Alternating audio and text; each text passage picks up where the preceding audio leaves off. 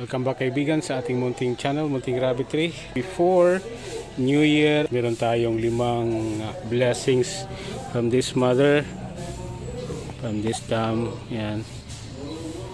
Gustong mangagat, gustong manakit si Mother Dam. Yan.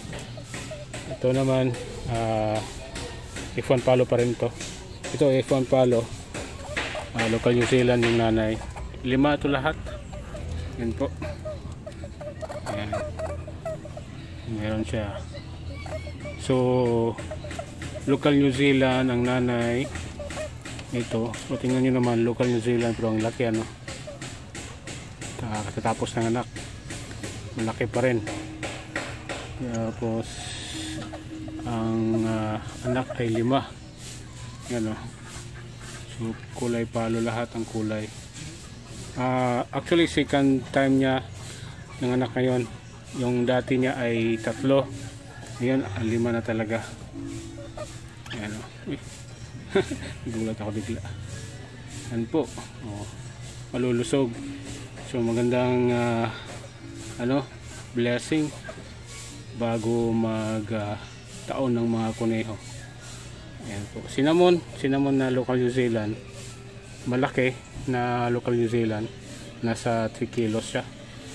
Yan. Yung mga maliliit natin na mga local New Zealand, wala na, tinanggalan natin. So ang ginawa natin, selective breeding na tayo ngayon. Pinag-iwan natin yung mga malalaki nating local New Zealand. Yan. So ito soon after this yung batch nito, pwede na rin natin siya palitan kasi meron tayong mga bagong malalaking rabbit din, mga F1 palo natin na lumaki na. Yan. So malaki siya. Sa mga kaibigan natin na nagtatanong o nagsasabi na umiyak, sa mga kaibigan natin na hindi daw, bawal daw hawakan yung kids.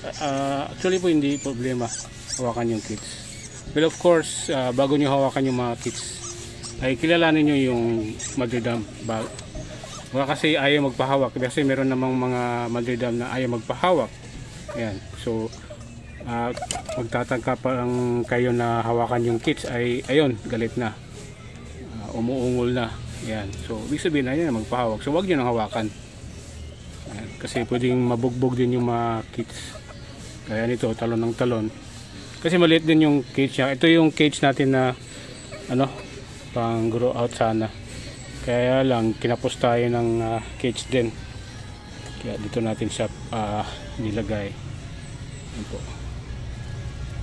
Maganda, nalaki din. So another F1 palo natin. Yan. Malaki din yung local New Zealand natin. Kaya nga kasi selective breeding na tayo ngayon para at least malaki na yung mga kids natin, yung mga produce natin. Tumitimbang ito ng 3 kilos nung hindi pa buntis, tapos umabot siya ng 3.2. ngayon ewan ko ilang na lang siya, ilang kilo na lang siya.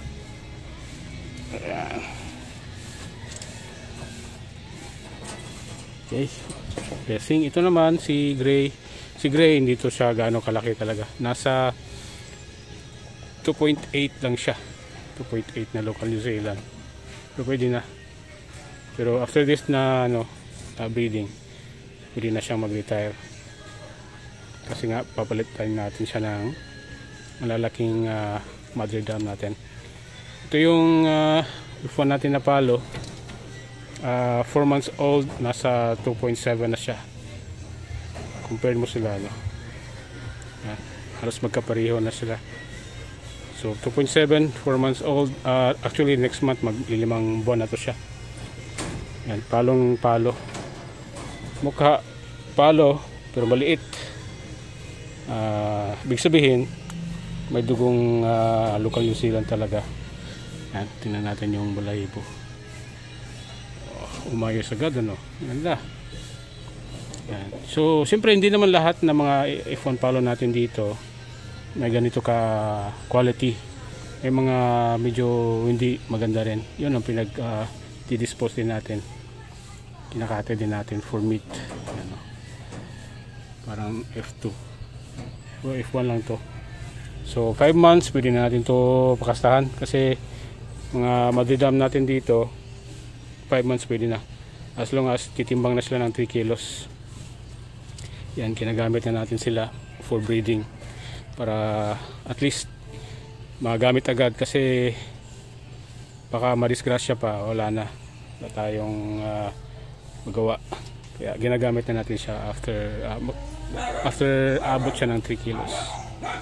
Ito naman yung ating bagong winalay ng mga kits. Yan, 10 days to 15 days na pahingayin natin siya.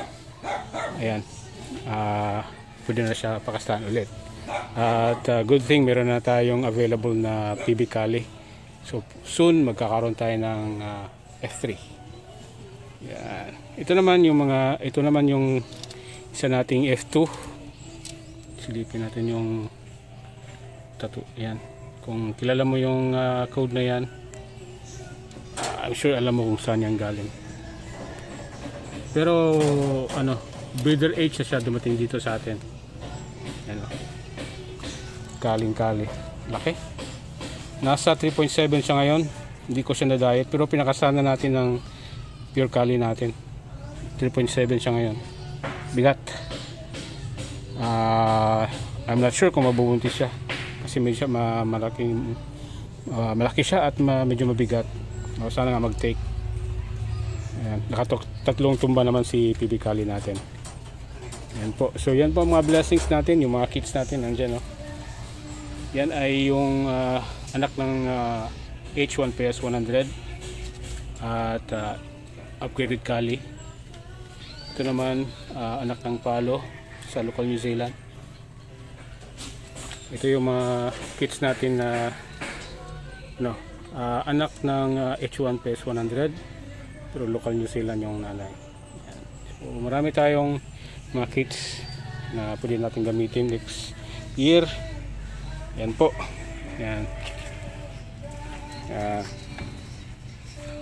So magandang blessing para sa atin, para sa ating Mountain Rabbitry. May mga kids tayo. Sa ngayon wala na tayong expected na manganganak this month, so next month pa yung ating expected na manganganak. Yan po, salamat sa panonood at hope na may natutunan kayo sa ating mga videos. Kung mayroong mga tanong kayo mga kaibigan, please comment down below lang po at for sure sasagutin natin. At sa mga bago at dati nating mga kaibigan, maraming salamat po at hanggang sa muli nating video. Ayan. Thank you. Thank you. Ang babait ninyo. Thank you.